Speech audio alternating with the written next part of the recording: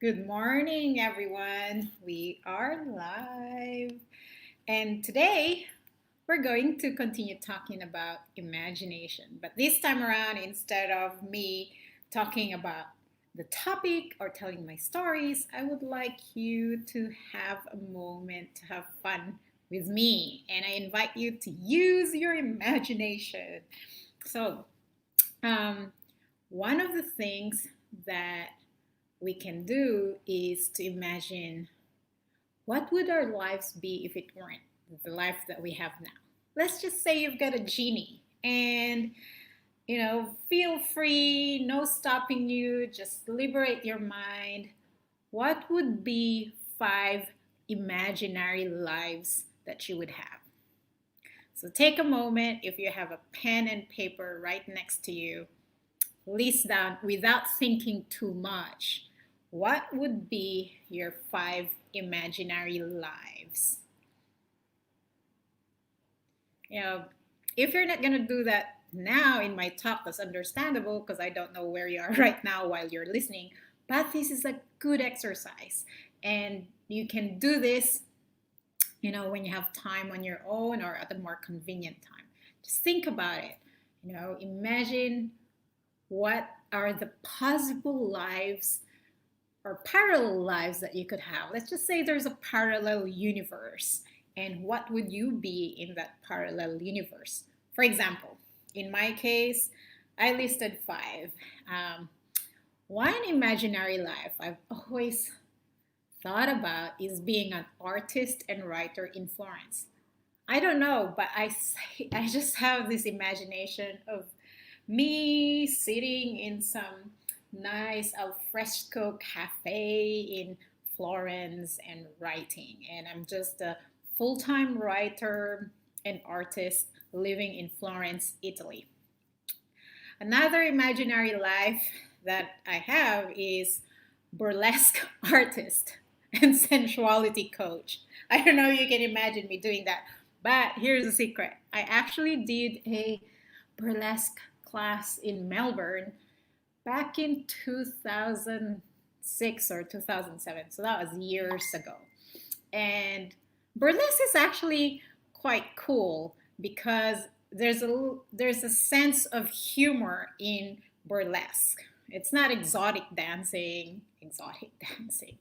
It's more fun and frivolous and sexy and sassy at the same time. I actually had a performance on stage with burlesque. Of course, I don't I don't feel comfortable posting that, but there were like around about 100 plus people in the audience. So that was quite fun. Um, and the third one is my imagination takes me to being a comedian talk show host. I've always wished I have a really wonderful, great sense of humor like the comedians that I watch on TV. In 2016, when um, I'm gonna get a bit political here, when Trump got elected, there is so much cognitive dissonance going on. And I've been watching the news a lot to the point that it doesn't do much good for me and for my brain and for my well being. So I stopped at one point just watching the news. And my diet of information came from political particular, how do you pronounce it, satirists or political satire. So I've started watching the likes of Trevor Noah. I forgot the names of the other ones, but that was my diet of news. So only when I thought, oh, that's interesting news, then I fact check it and look at the various news outlets and what the news is about or what the updates are. But that really helped a lot. But I do admire comedians and just their wittiness and sense of humor. But one thing I learned about comedians is they're actually really smart, almost philosophical kind of people. It takes astute observation of human nature and then being able to reframe that in a way that is not so obvious yet so obvious such that it becomes a punchline or it becomes funny. So, of course, I'm probably killing what humor is all about by trying to explain it. But yes, I that's one of my imaginary lives is I wish I'm a comedian and talk show host.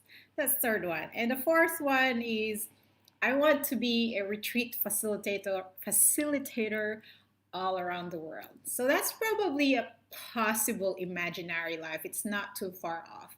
And in fact, with my NIA students, we were talking about maybe potentially having a retreat next year. And if that happens, let me know if you're interested.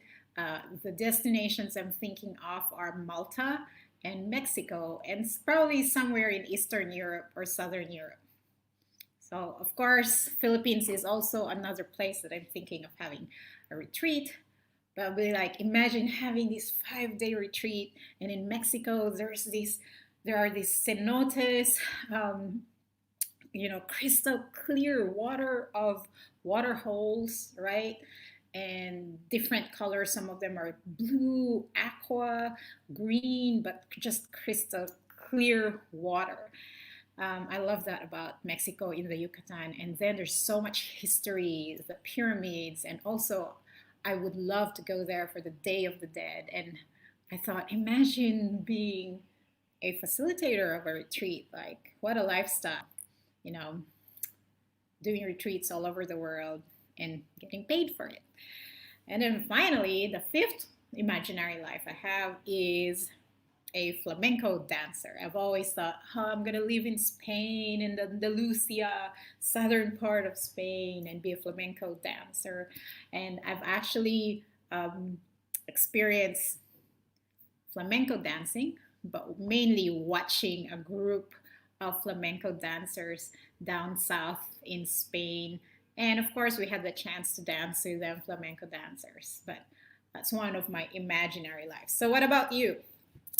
List down your 5 imaginary lives. But here's the challenge, and that's what makes life more fun, and will add a little bit of spice to your life, change makers.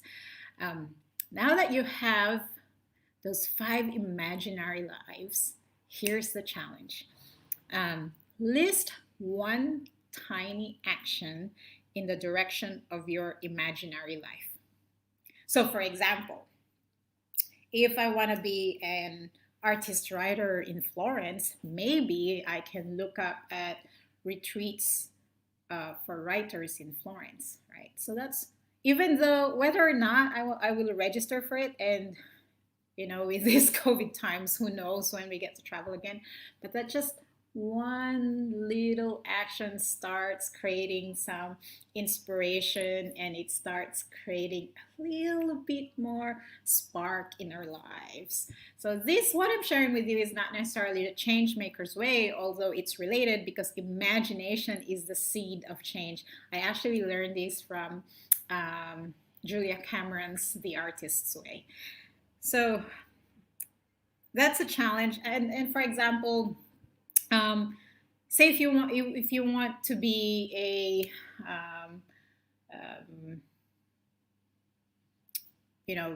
travel writer, for example, but you haven't traveled before, and one of the small actions you can do is probably start researching itineraries or looking at travel catalogs. It's just to start making it more real and inspiring you. Maybe you won't be able to do it, who knows, but sometimes just that little seed that gets planted, who knows what will it grow into.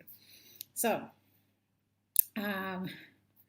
that's just a challenge for today, and that's just a food for thought to exercise your imagination. List your 5 imaginary lives, and for each of those imaginary lives, think about one tiny action that you could do in reality that will bring a spark for you and have a sense of what it's like when you actually get closer to that imaginary life.